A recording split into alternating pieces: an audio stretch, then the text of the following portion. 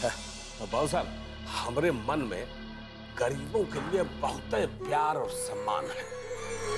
ऊंच नीच, अमीर गरीब, भेदभाव, जात पात, ऊपर छोटा बड़ा, ऐसा मतलब हम सब चीज से ऊपर उठ चुके। ये तो महानता है यार।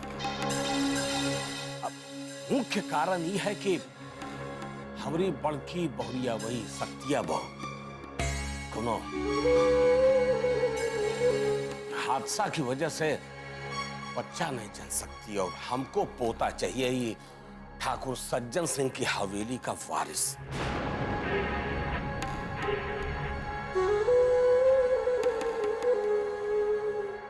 यही लिए हम चाहते थे कि आपके यहाँ हम अपने सतिया का ब्याह करते हैं। वैसे आपकी बिटिया की फोटो देख के सतिया पहले पसंद कर चुका है, बाकी हमारी तरफ से तो हाँ है।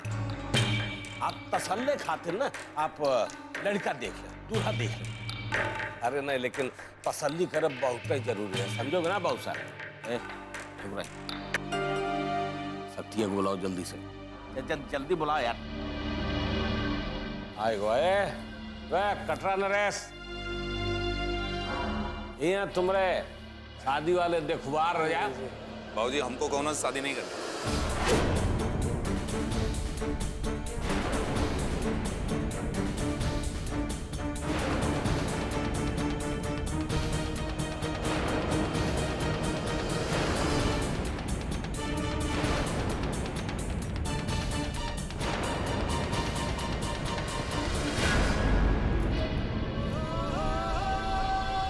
क्या बोला? पौरा गया क्या बे? होश में ना है ना? अब तक तो बड़ा शादी शादी छटपटा रहे थे, अब ससुर हमारी को नकार रहे हो हैं? दूसरे के सामने हमारी जबान काट रहा है। घर आए मेहमान को यहाँ बेइज्जत करोगे तुम। बाबूजी हम कोनो की कोई बेइज्जती नहीं कर रहे, हम नहीं कह रहे हमारी शादी करवाइए। अबे यार, तुम जौन फोटो देख के लड़की पसंद किए थे वही के ही महतारी और बाप हैं। कहा हूर की परी से शादी करोगे? वो हमको नहीं पता। फोटो में जौन भी लड़की थी हमको उससे ब्याह नहीं करना, हम कह दिए ना। और हमारी कोनो दिलचस्पी नहीं है अब शादी में। तुम्हारी दिलचस्पी देख के हम काम करेंगे?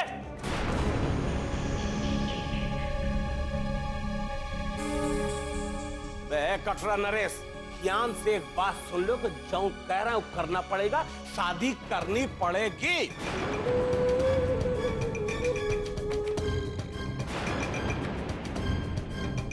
नहीं तो जान ले तो का नहीं तो का मतलब अब अपने बिटवा से जबरदस्ती करबो हैं?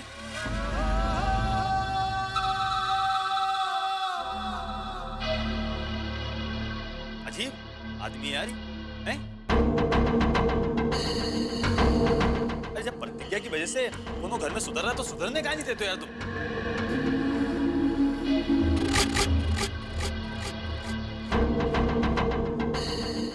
आपका मतलब जबरदस्ती शादी करा, वो नहीं करना चाहते शादी? शक्ति भाई कमाल करते हो यार तुम। कमाल नहीं बेटा, बवाल कह देंगे, समझो कि नहीं? हमारे पैदा किया हुआ लौंडा हमारी को चरखा पढ़ा रहा है। बार कल जुगी औलाद मेहरारू के चक्कर में सरवा हमारी को सुनाए पड़ा है। बाबूजी आप जो कुछ कहना है, जो समझाना है समझाए दो, पर हम कोई शादी नहीं करनी, बस पता है।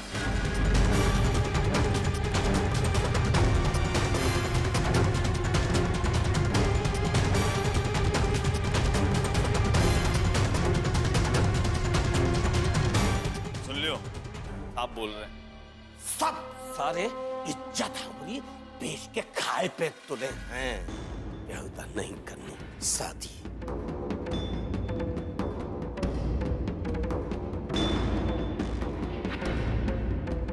ए बाबू साहब, हम आपसे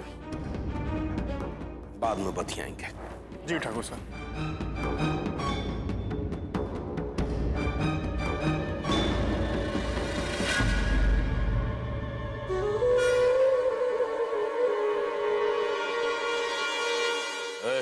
रख।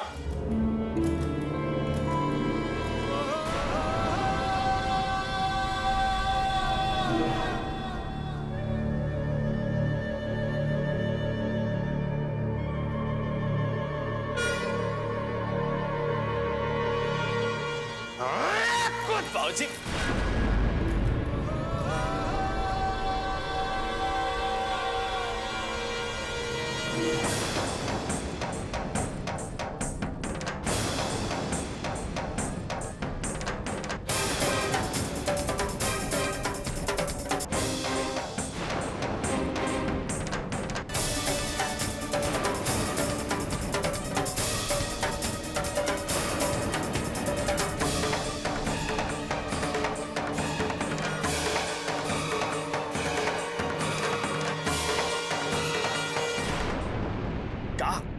छोड़ो एक, छोड़।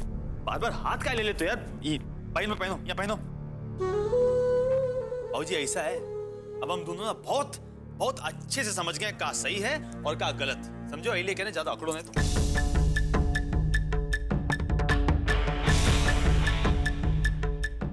क्या कि अब दोनों भाई मिल गए ना, तो तुम पे मतलब बहुत भारी पड़ेंगे। बताए कितना भारी पड़ेंगे, कितना?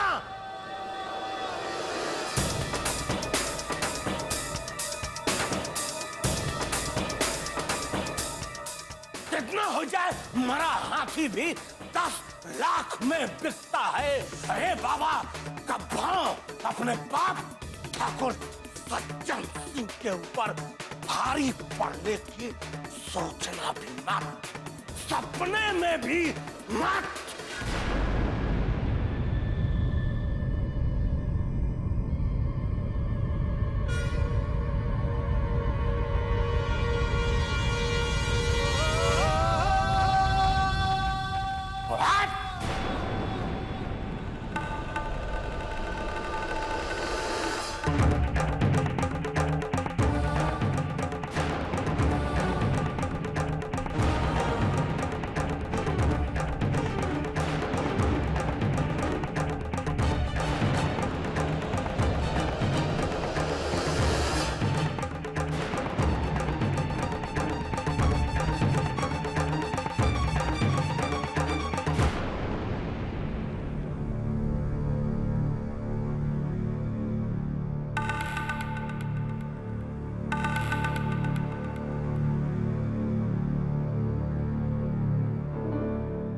दीदी, दीदी, आज हो क्या गया है शक्ति भैया को? उन्होंने शादी करने से इनकार कर दिया, यानी कि अब वो दूसरी शादी नहीं करेंगे। अचानक से क्या हो गया है शक्ति भैया को? ऐसे कैसे सुधर गए? सच बताइए दीदी, आपने ऐसा कौन सा जादू कर दिया शक्ति भैया पे कि वो दूसरी शादी करने से मना कर रहे? हम नहीं जानते प्रतिज्ञा, क्यों कब रस्सी होते हैं और कब सांप बन जाते हैं। हम तो ये भी नहीं जानते कि उनके मन में क्या चल रहा है, और ये कारण भी हमसे छिपा हुआ है कि उन्होंने शादी करने से मना क्यों किया। पता नहीं प्रतिज्ञा, जो तुम हमको बताए रही हो, हमें उस पर खुश होना चाहिए या फिर दुखी। दीदी, आप ऐसा क्यों सोचती? यही तो पति पत्नी का वो रिश्ता है जो विश्वास और प्रेम के मजबूत बंधन से बनता है, जो आसानी से नहीं टूटता है। और ये आप ही का विश्वास है जिसकी वजह से शक्ति भैया ने शादी करने से इनकार कर दिया। वो सुधर गए, अब उन्हें आपकी अहमियत का एहसास हो चुका है। छोड़ो प्रतिज्ञा, हमारे साथ जो होगा वो तो होगा ही। तुम ये बताओ कि आरुषि की ब्याह की तैयारियां कैसी चल रही हैं?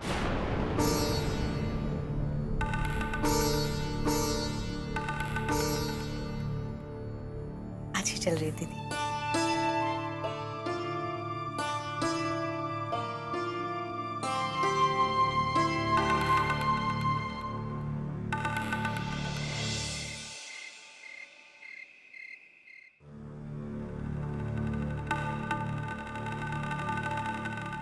तुम कहाँ रह गई थी? नहीं, कब से तुम्हारा इंतजार कर रहे। देखो, तुम हमको बच्चा कहते हो तो ऐसे बच्चे को अकेले थोड़ी छोड़ते हैं। हम ऐसे हमको अकेला मत छोड़ा करो यार, हमेशा अपने से ऐसे चिपका के रखा। थोड़ी देर भी अकेले नहीं रह सकते ना। हम वो केसर दीदी के कमरे में गए थे, उनसे ये पूछने के लिए कि शक्ति भैया अचानक से कैसे सुधर गए। मतलब उन्होंने दूसरी शादी करने से इनकार कर दिया। अरे तुम्हारी वजह से समझो, तुम हो प्रतिज्ञा। जब तुम हमरे जैसे को इतना बदल दी तो शक्ति भाई का चीज है। अरे हमको पूरा भरोसा, तुम धीरे धीरे सब घर वालों को सुधार दोगे।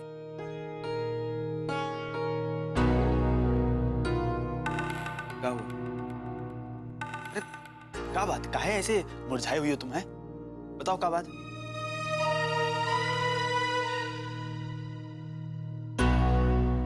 कृष्णा, हमें पूरा यकीन है कि मॉल में अमन के साथ उसकी भाभी नहीं थी, बल्कि कोई और ही लड़की थी।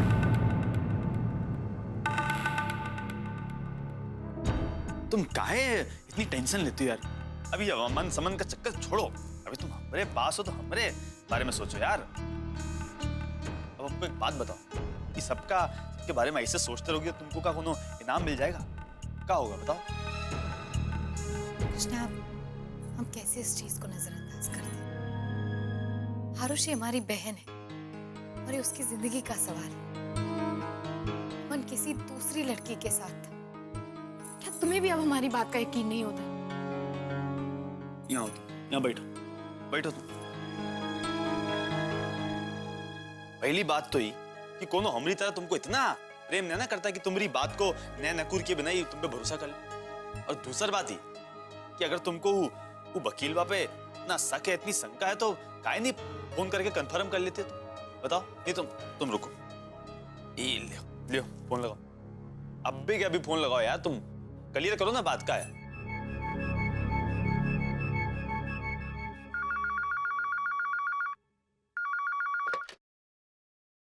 हेलो। हेलो, हाँ, कौन? नमस्ते, हम प्रतिज्ञा बोल रहे हैं। प्रतिज्ञा जी, नमस्ते। हम बिल्कुल ठीक है। आप कैसी हैं? और आपका बच्चा कैसा है? अभी तक उसने लात मारना शुरू किया कि नहीं? हाँ, सच में बड़ा शैतान है। अभी से मुझे बहुत परेशान करता है। वो तो उसका हक बनता है। फिर भी हमें नहीं लगता है कि आपको इस हालत में कहीं बाहर जाना चाहिए। हमें लगता है कि हमने आपको अमन के साथ मॉल में देखा था। मॉल में?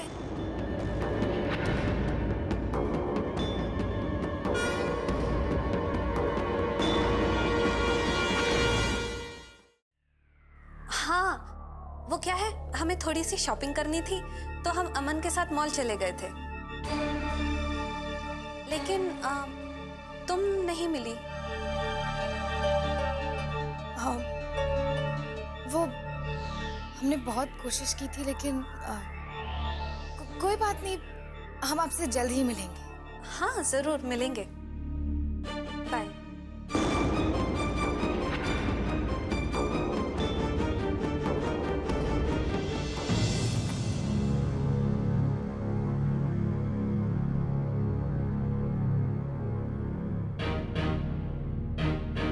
अमन, हमें ये बताओ, तुमने हमसे झूठ बोलने के लिए क्यों कहा कि हम तुम्हारे साथ मॉल में थे?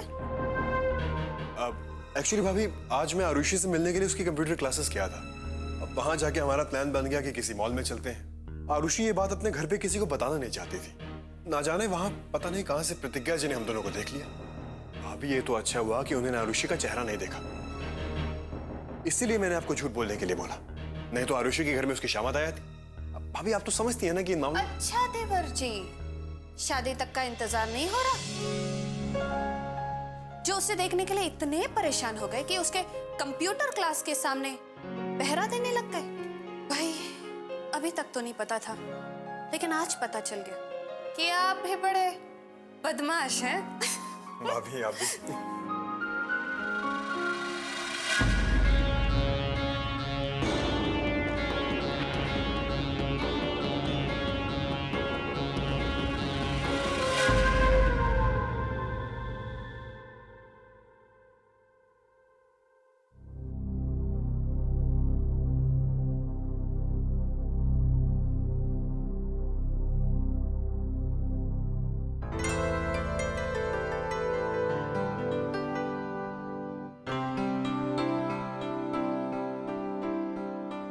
क्या हुआ? इतने परेशान क्यों हो? नहीं, कुछ नहीं, क्या होगा?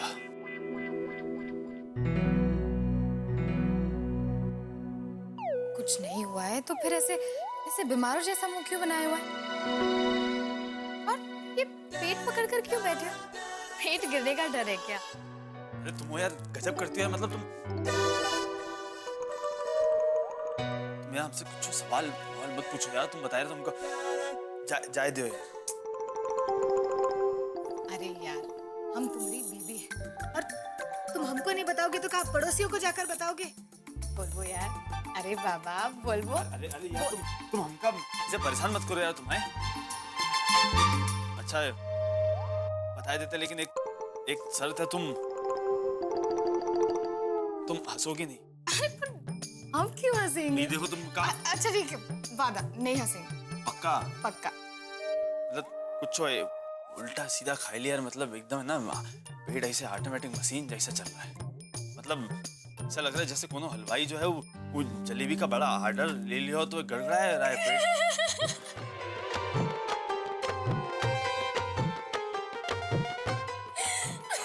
हम जानते हैं तुम्हारे मजे लोग यार, हम पहले यही तुमको नहीं बता रहे थे। कमाल गजब करती यार, गजब करती। मतलब हम तुमका यही तुमको बताने का कोनो मतलब ही नहीं ना है। अच्छा बाबा सॉरी, अब नहीं हंसेंगे बस। पर तुम इतनी छोटी सी बात को इतना बड़ा चढ़ाकर बोलोगे तो हंसी आएगी ना। ये तुमका छोटी बात लगती है हैं?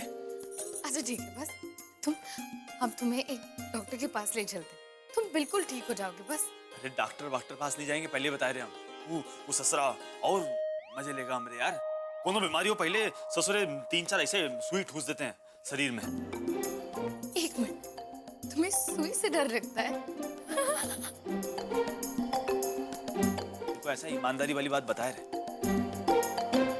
तलवार से नहीं डरते हम, चाहे जितनी बड़ी हो, लेकिन ससुरा सुई से तो डर।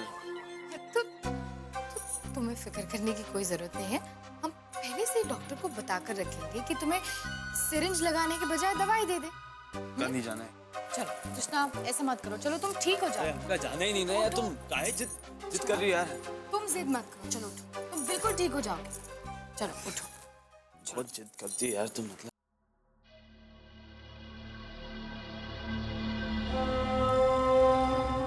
बियाह करने से मना करती है? इतना दिन से छिछिया रहे थे कि हमरा बियाह कर दो, बियाह कर दो।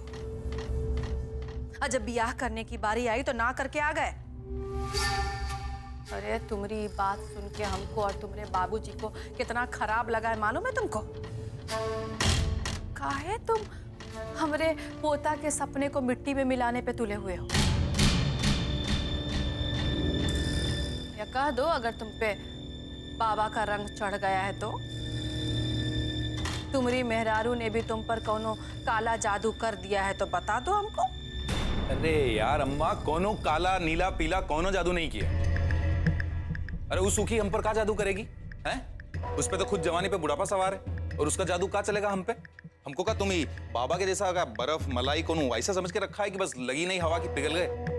हाँ ये बात और है कि हम पर कोनो और जादू चल रहा है। अभी किसी और शुरू में मस्त है, तुमको बताएंगे। क्या कह रहे हो? हमको कुछ समझ में नहीं आ रहा है। अम्मा कोनो फिक्र करने की जरूरत नहीं है। और ये जो तुम और बाबूजी पोता पोता कर रहे हो ना, ये हवेली में हम ऐसे गिनती से ना लाइन लगाए देंगे। कैसे? अम्मा अभी मगज को एकदम ठंडा रखो, ठंडा।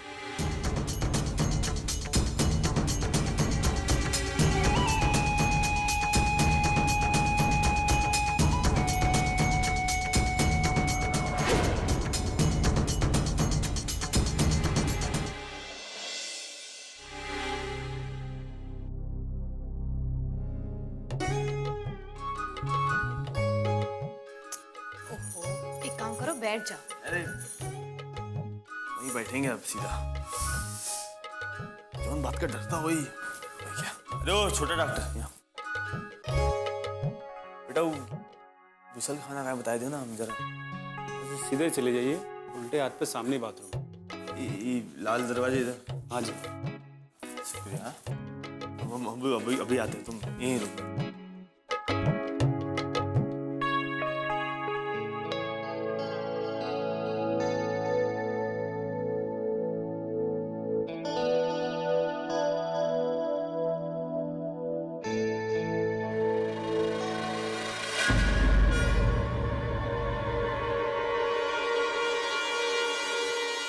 तुम फिक्र मत करो, सब ठीक हो जाएगा। मैं हूं ना।